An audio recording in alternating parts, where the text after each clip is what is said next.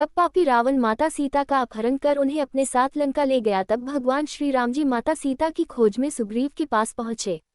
वहां जाकर हनुमान जी की सहायता से दोनों के बीच मित्रता हुई।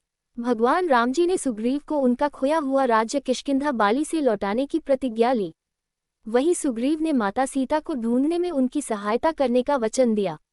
बाली को भगवान ब्रह्मा से मिले वरदान के कारण उसे सामने से युद्ध करके नहीं हराया जा सकता था, क्योंकि वरदान के प्रभाव से बाली जिससे भी युद्ध करता उसे उसी समय अपने शत्रु की आधी शक्ति प्राप्त हो जाती थी।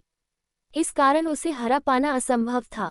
इसलिए भगवान राम व सुग्रीव ने मिलकर योजना बनाई कि सुग्रीव सामने से जाकर बाली को चुनौती देगा व भगवान राम पीछे से छुपकर बाली का वध कर देंगे। श्री राम के कहने पर ही सुग्रीव और बाली की लड़ाई संभव हो पाई थी।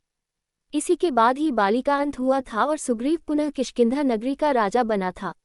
भगवान श्रीराम के कहे अनुसार सुग्रीव किष्किंधा नगरी गया व बाली को युद्ध के लिए ललकारा।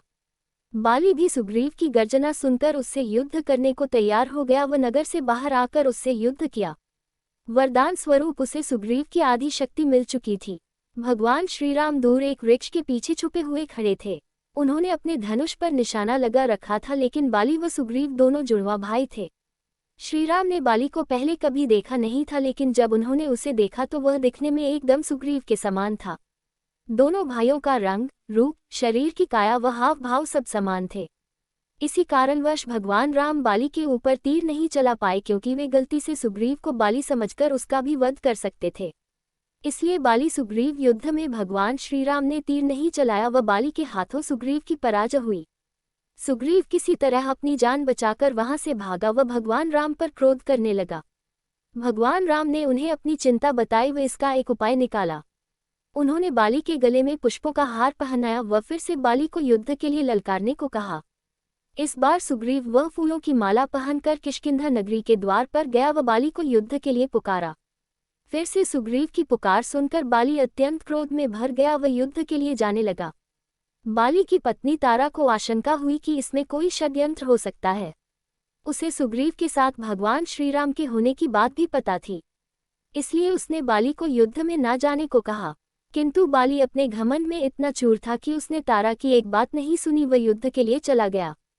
इस बार भी सुग्रीव और बाली की लड़ाई बहुत जोरदार थी, किंतु सुग्रीव के गले में पुष्पों की माला होने के कारण भगवान राम को उन्हें पहचानने में कठिनाई नहीं हुई। इस बार उन्होंने बाली की छाती को निशाना बनाकर तीर छोड़ दिया, जो सीधा जाकर बाली के हृदय में लगा। तीर लगते ही बाली अचेत होकर धरती पर गिर पड़ा व करहाने लगा। उसे भगवान श्रीराम पर अत्यधिक क्रोध आया व उनसे छुपकर वार करने का कारण पूछा। भगवान श्रीराम जी ने बाली के हर प्रश्न का उत्तर दिया व उसकी शंका का समाधान किया। साथ ही भगवान राम ने उसके द्वारा किए गए अधर्म के कार्य बताए व ये बताया कि उसका वध करना क्यों आवश्यक था। अंत में बाली को अपनी भूल ज्ञात हुई व उसने सुग्रीव व भगवान श्रीराम से अपने कर्मों के लिए क्षमा मांगी व अपने प्राण त्याग दिए। तो कुछ इस तरह से बाली सुग्रीव युद्ध का अंत हो गया। बाली के मरने के बाद सुग्रीव को किष्किंधा का अगला राजा नियुक्त किया गया। सुग्रीव ने ही अपनी सेना सहित माता सीता को ढूंढने और रावण के साथ युद्ध करने में मुख्य भूमिका निभाई थी।